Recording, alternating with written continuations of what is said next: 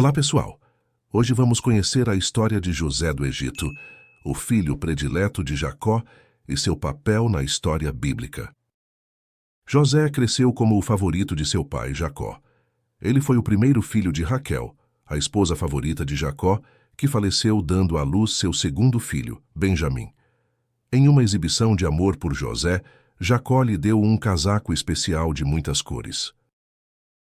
Os 10 meio-irmãos de José detestavam seu status especial. Eles nasceram de Lia, cujo pai, Labão, havia enganado Jacó para que se casasse. Infelizmente, Jacó não amava Lia tanto quanto amava Raquel. Ainda mais frustrante para os irmãos de José foram seus sonhos grandiosos. Certa vez ele sonhou com 11 feixes de grãos, cada um representando um de seus irmãos, curvados para seu feixe. Em outro sonho, que José relatou fielmente, o sol, representando seu pai, a lua, sua mãe, e 11 estrelas, sem suposições aqui, todos se curvaram a ele. Com seu lindo casaco, tratamento preferencial e sonhos de grandeza, José foi um homem marcado no que diz respeito a seus irmãos. Um dia, Jacó enviou José para levar suprimentos para seus irmãos que estavam pastoreando ovelhas. Quando ele os encontrou em um lugar chamado Dotã, a maioria dos irmãos ciumentos de José queria matá-lo e jogar seu corpo em um poço vazio. Um dos irmãos, Rúben, pediu moderação e sugeriu que simplesmente jogassem José vivo no poço. Rúben planejou secretamente retornar mais tarde para resgatar seu irmão sonhador e trazê-lo de volta para seu pai. Os irmãos concordaram e jogaram José no poço, mas antes que Rúben pudesse resgatar o menino, os irmãos o venderam como escravo a alguns mercadores que estavam indo para o Egito. Os irmãos decidiram explicar o desaparecimento de José a seu pai Jacó, manchando seu casaco com sangue de cabra. Quando Jacó viu o casaco, ficou compreensivelmente arrasado e convencido de que seu filho favorito estava morto. Enquanto isso, José havia passado de um filho privilegiado e mimado a um escravo impotente rumo a uma terra estrangeira. Ao chegar ao Egito, os mercadores venderam José como escravo a Potifar, o capitão da guarda do faraó. José fez um ótimo trabalho para Potifar e logo foi promovido a chefe de toda a casa. José foi encarregado de tudo o que Potifar possuía. As coisas estavam melhorando para José, mas um certo membro da casa de Potifar estava prestes a anular todo o seu sucesso. José era um cara bonito, e a esposa de seu mestre tinha notado. Na verdade, ela estava tão apaixonada por ele que tentou várias vezes fazê-lo dormir com ela. José recusou, dizendo que seu mestre lhe confiara tudo, exceto sua esposa, e que dormir com ela seria pecar contra Deus. Mas a sedutora não desistiu. Ela o encurralou um dia e agarrou sua capa quando ele tentou fugir. Com a capa na mão, a esposa de Potifar alegou aos homens da casa que José havia tentado estuprá-la. Diante das alegações selvagens de sua esposa sobre José, Potifar teve pouca escolha, a não ser mandar José para a prisão. José era inocente de qualquer crime e mostrou-se à altura da situação. Ele impressionou tanto o diretor da prisão que colocou José no comando dos outros prisioneiros. Enquanto estava na prisão, José interpretou os sonhos de 2 outros presidiários, o copeiro do faraó e seu padeiro-chefe. O sonho que o copeiro teve de servir ao faraó suco de uva espremido na hora era um sinal de que ele seria restaurado à sua posição anterior. José disse ao padeiro que seu sonho com pássaros comendo pão de cestos destinados ao faraó, infelizmente, apontava para sua execução iminente. Ambas as previsões se tornaram realidade.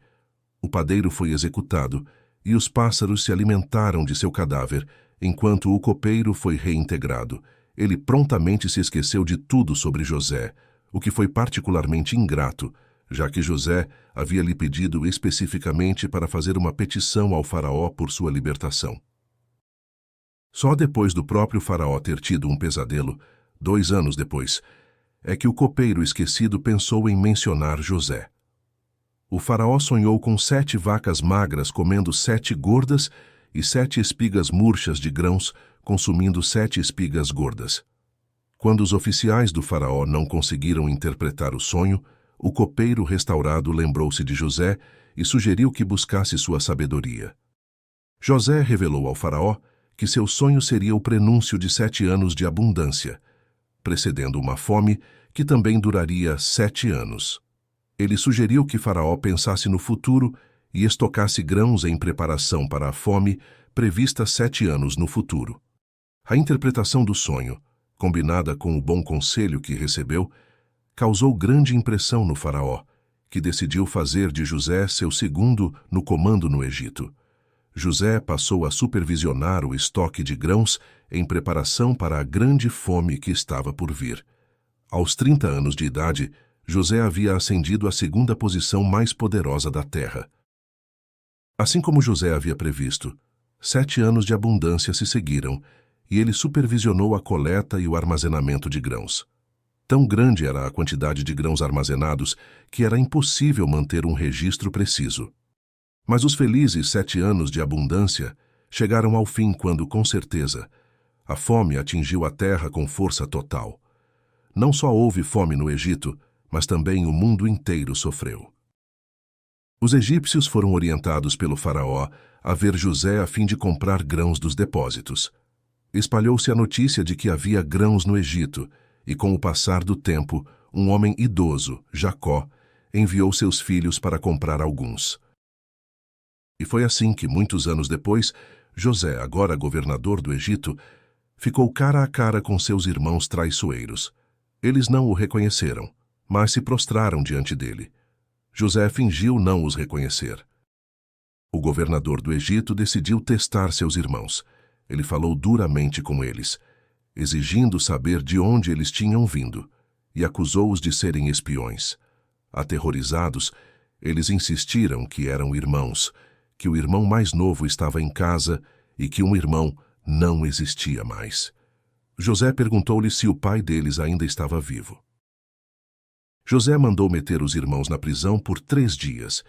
Ele então ordenou que um irmão permanecesse refém na prisão até que os irmãos restantes voltassem com o irmão mais novo. Neste ponto, os irmãos se sentiram convencidos de que estavam sendo punidos por seu tratamento cruel com José tantos anos antes. Simeão foi amarrado diante de seus olhos, e então eles foram enviados para casa com sacos de grãos.